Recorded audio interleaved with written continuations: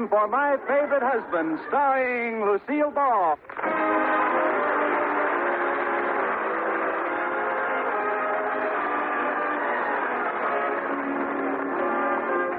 Yes, it's the Gay Family series starring Lucille Ball with Richard Denning as Liz and George Cooper, two people who live together and like it.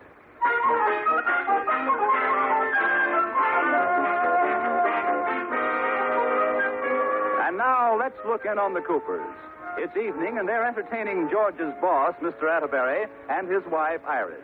Dinner is over, and the group is in the living room. Oh, Liz, that was an excellent meal. Thank you, Iris. Oh, honey, that's the best dinner we've had in a long time. Yeah, those oysters.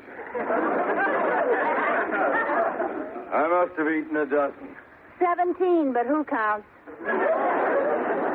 17? Aren't you ashamed? Lotus Bud, I was only doing it for you. For me? Certainly. I was trying to find you a pearl. Oh, sure.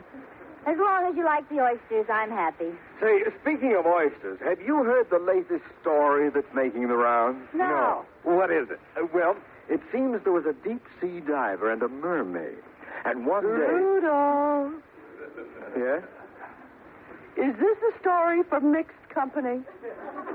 Of course not. It seems there was this deep-sea diver and this mermaid... Rudolph. Iris, this company isn't mixed, it's married. Well, it doesn't sound like the kind of story he should tell when there are ladies present. It isn't. It seems... There was a mermaid. Rudolph! Very well. I won't tell it. Oh, darn. Oh, don't look so unhappy, George. I know a joke to tell. You do? Yes, and it's fit for mixed company, too. Well, tell it anyway. Well, I'm not very good at telling stories. You can say that again. Now, just try to get it straight. Well, you're a big help. Well, never mind, Liz. Go ahead. Well, it seems this woman went into a restaurant. Yeah? No, wait a minute. It was a man who went into the restaurant. Or was it a woman? Well, does it make a difference to the story? No.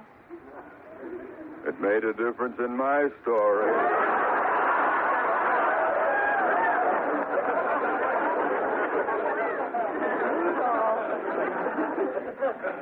Well, we'll say it was a woman. Now, this woman went into a restaurant. Yeah? Or was it a cafeteria? Oh, honey, get on with the story. Well, we'll call it a restaurant. This woman went to a restaurant and sat down. Or did she stand up?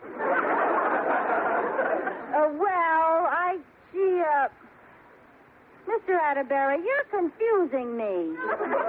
Let her finish, Rudolph. Thanks.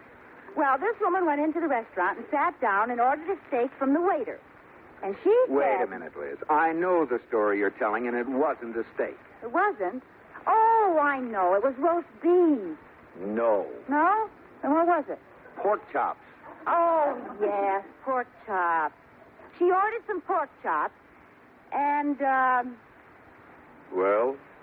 now that I think about it, maybe this story isn't very funny. Oh. Well, it's a scream so far. Go ahead, Liz. Are you sure you want to hear it? Well, of course we do. Well, I can't quite remember how it goes. Oh, my. Liz, for heaven's sakes, if you're going to tell the story, tell it. Oh, I've got it. This woman went into the restaurant and said to the waiter, "I'd like 2 pork chops, please." And the waiter said, "Yes, ma'am." And the woman said, "Not too much fat either." And the waiter said, "Yes, ma'am. Which way?"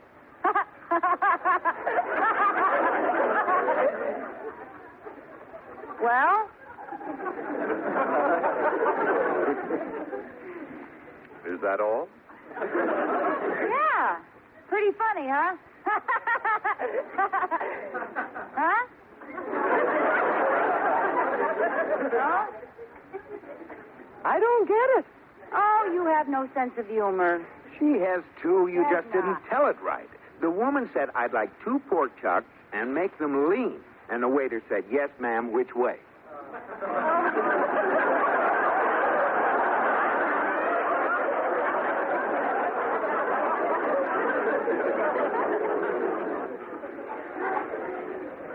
Okay. Either way, it's hardly a belly laugh.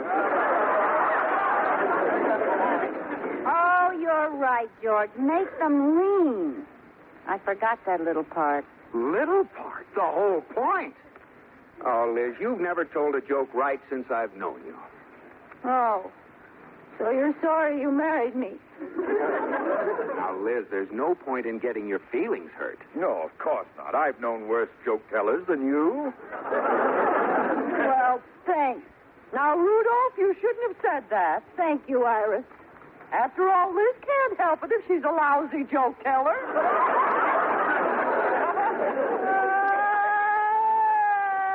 Oh, now, honey, don't cry. Look, it's no disgrace not to be able to tell a joke. A lot of people can't. You just have to realize your limitations. What do you mean? Well, if you can't do something well, just don't do it, that's all.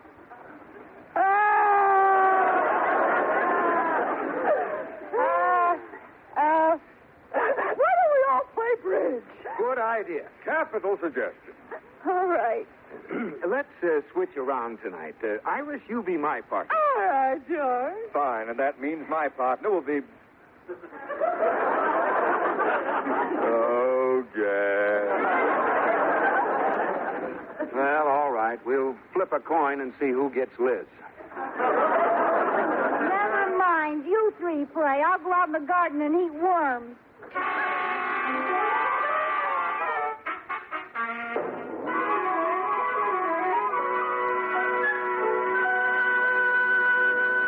George, breakfast is ready.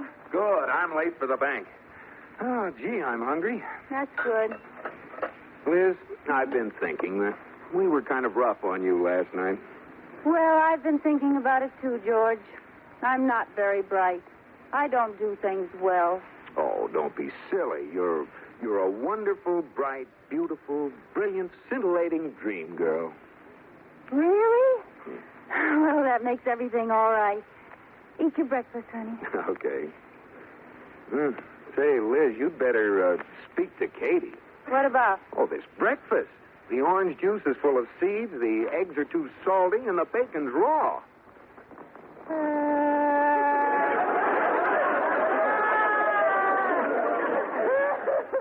Now, what are you crying for? It's Katie's day off. I cooked the breakfast. Well, I've done it again. Chalk up another boo-boo. I was just kidding, dear. Really, the breakfast is delicious. No, it isn't. You were right.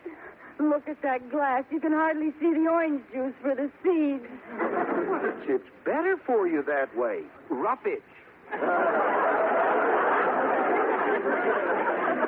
Well, what about the salty eggs? Well, I like them good and salty. You know, that's the trouble with us Americans. We don't get enough salt. No? Well, the bacon's awful. No, not at all. I like it raw. Oh, stop. This proves it, George. I'm a flop. I can't tell jokes. I can't play bridge. I can't cook. I can't do anything. Oh, now, honey, you can do a lot of things. Name one. Well, you're very good at,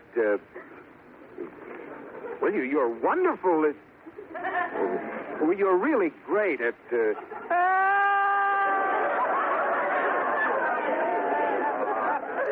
what are you crying for? I can't think of anything either. Now, stop talking like that. You're getting an inferiority complex. Oh, no, I'm not, George. You're not? No, I don't need a complex. I really am inferior. Oh.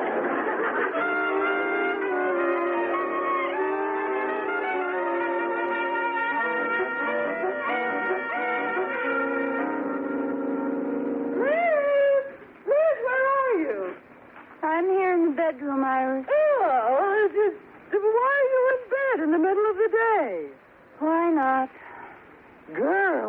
matter with you? Iris, you're the first person to come face to face with the thing.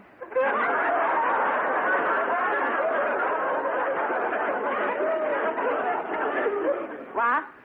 It suddenly dawned on me. I'm no good. I'm a failure. I can't do anything. Now, whatever made you think a thing like that? You told me so last night, and you were right. Why, we were not. You're a very clever woman. Well, you can do a lot of things. Such as? Well, you can... Well, for one thing, you're the best. Well, you've always been tops in, those are the same ones George thought of. Now, wait a minute, girl. I just thought of something you do better than anybody else. What's that? There isn't another person in the world who gets their hair the color you do.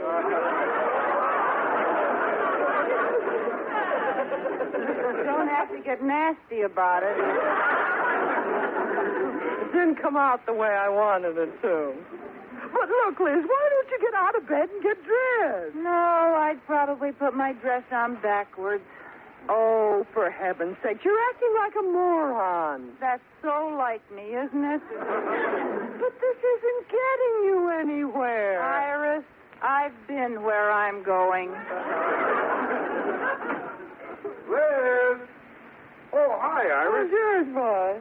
Liz, are you still in bed? Oh, George. Oh, I thought we settled this on the phone. I thought you were going to get up. Well, I was. And then I said to myself, why? And I had me. Oh,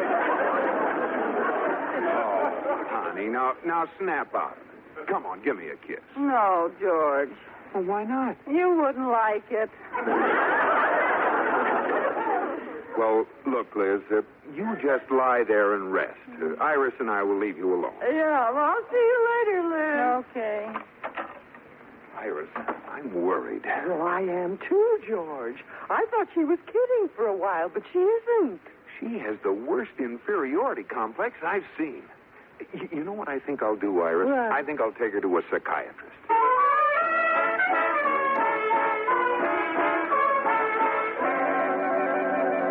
Well, that's the story, Dr. Auerbach. She's lost interest and confidence in everything, including herself. Do you think you can snap her out of this? Oh, yeah, this is nothing. Everybody has an inferiority complex, a little. Mrs. Cooper's is just the large economy size. I will go into my consultation room and see her. Good. I'll pick her up later on this afternoon. Fine. Goodbye, Mr. Cooper. Goodbye. La, la, la, la, la, la, la, la. Well, now, Mrs. Cooper, we will begin finding out all about you. Lie down on the couch. Why? Well, when you go to a psychiatrist, you got to lie down on the couch. Why? Well, because it's... well, anybody knows that when you... I don't know, that's what they do in the movie.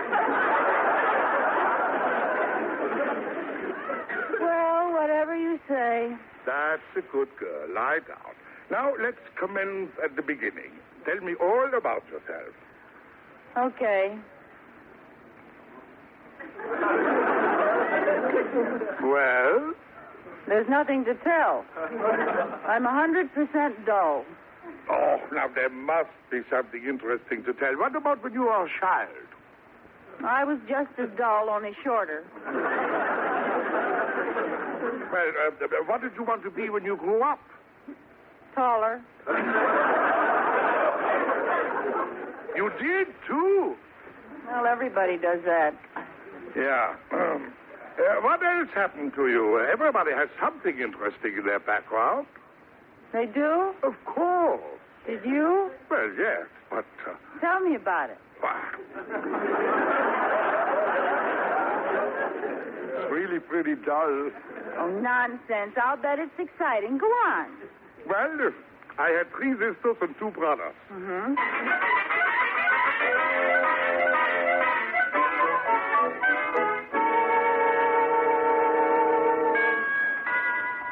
minute, honey. Hi, Iris. Hi, Mr. Atterbury. George, boy. We came right over as soon as we could. What's up? Well, I want to talk to you before Liz gets downstairs. Come on in the living room. Very well, boy. Well, you know I took Liz to the psychiatrist this afternoon. What'd he say? What'd he say? She was there almost 2 hours. What'd he say? What'd he say? What'd he say? If you want to find out what he said, Lotus Bud, close your big fat petals.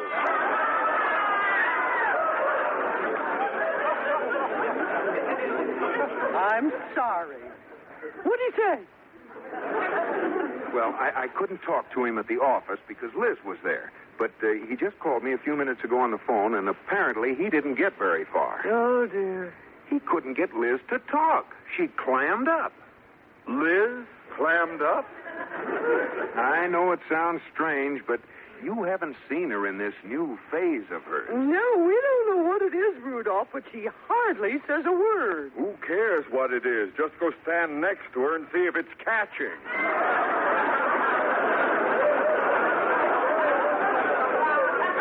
Never mind, Rudolph. What do you want us to do, George? Well, the doctor said it was simply a matter of restoring her confidence.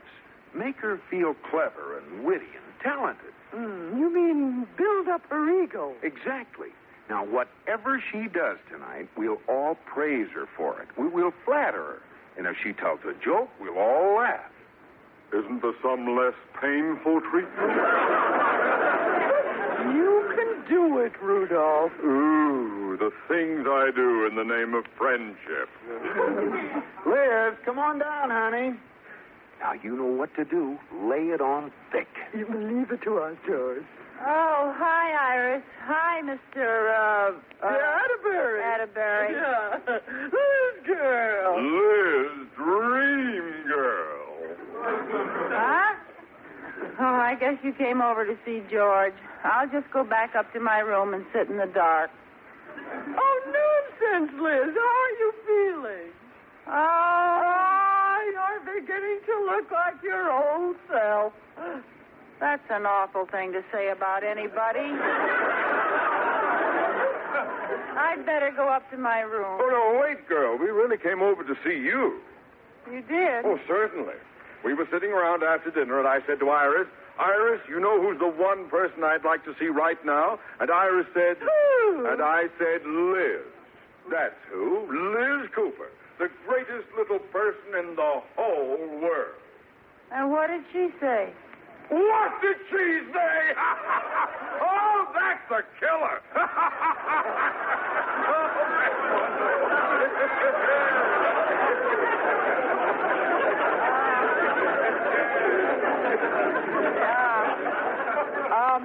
Say, Liz, I didn't see that dress before. That's new, isn't it? This old rag? Well, it certainly looks beautiful on you. Oh, it's gorgeous. Iris, why don't you get a dress like that? Well, I would, Rudolph, but I don't have a figure like Liz's. Yeah, well, lucky you.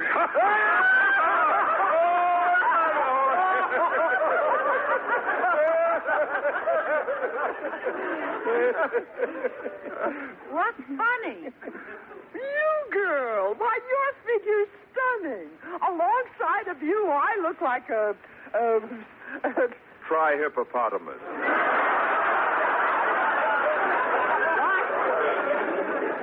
Well, let's face it, Iris. Anybody would look like a hippopotamus alongside of Liz. That's true. Say, I'd like to dance. Oh, so would I. How about you, Liz? Oh, no, thanks. You go ahead and dance with George.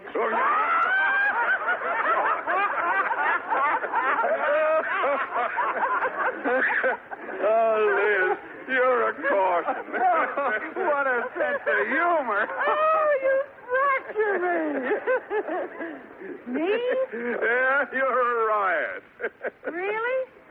Well, I know a joke. You do? Listen, everybody, Liz is going to tell a joke. Yeah. A joke. Oh, boy. Go ahead, tell us. Oh, we can't wait to hear it. Well, I'll probably mess it up and forget the punchline. Well, if you don't want to tell me... It seems there were these two fellas, Pat and Mike.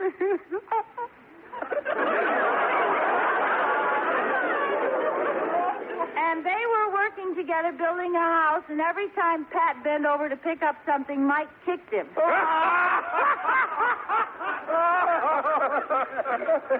I haven't finished yet. Oh. Anyway, Pat finally put some dynamite in his back pocket, and he said the next time Mike kicks me, he's going to blow his foot off. Oh,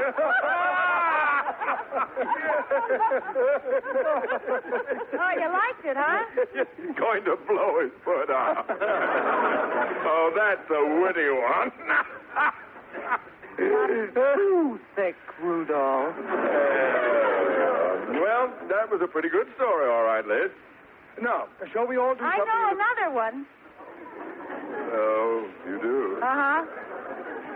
Go ahead, Annie, tell it. Well, it seems there was this bashful little worm, and one day he saw another worm, and he fell in love with it, and he said, "Will you marry me?" And the other worm said, "Don't be a fool, I'm your other end."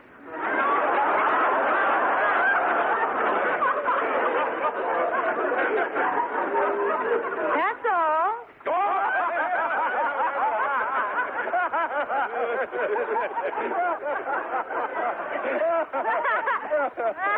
Pretty funny, huh? It was even funnier than the first one. Liz, you're certainly a great little storyteller, all right. You really think so, Iris? Oh, I do. And now let's I know another one. You do? Keen. Shall I tell it? Sure. Go on. Well, it seems there was a man, and one night he went into the lobby of the hotel where he lived, and he had a horse with him, and the doorman said...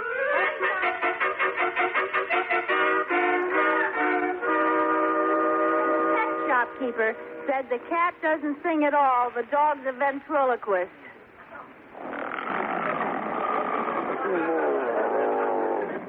Wake up, everybody. I just told another hilarious story. Hey! Huh? What did you say? Oh, story. Oh, yeah. Going to blow his foot off. That's funny. Well, I'm afraid that's all the jokes I know. Oh, what a pity, and it's only 2:30 in the morning. Well, I could maybe think of more if I tried. Oh, no, I know. I mean, I can't laugh anymore, Liz. I've got a stitch in my side as it is. Ooh. Well, I guess I am kind of a funny storyteller, huh? Oh, the greatest. You still want to dance with me, George? Absolutely. How about you, Mr. Atterbury? The next time we play bridge, can I be your partner? I wouldn't have it any other way. Okay, everybody, that's enough. Yeah? Huh? What do you mean that's enough? I mean you can stop flattering me and building up my ego. Liz, you knew what we were doing all the time. Uh-huh. I was listening on the extension when George talked to the psychiatrist. Well, for heaven's sakes, if you knew what we were doing, why did you let us go on all evening like this? Because this is the first time in my life I ever got to be the center of attention for the whole evening, and I liked it.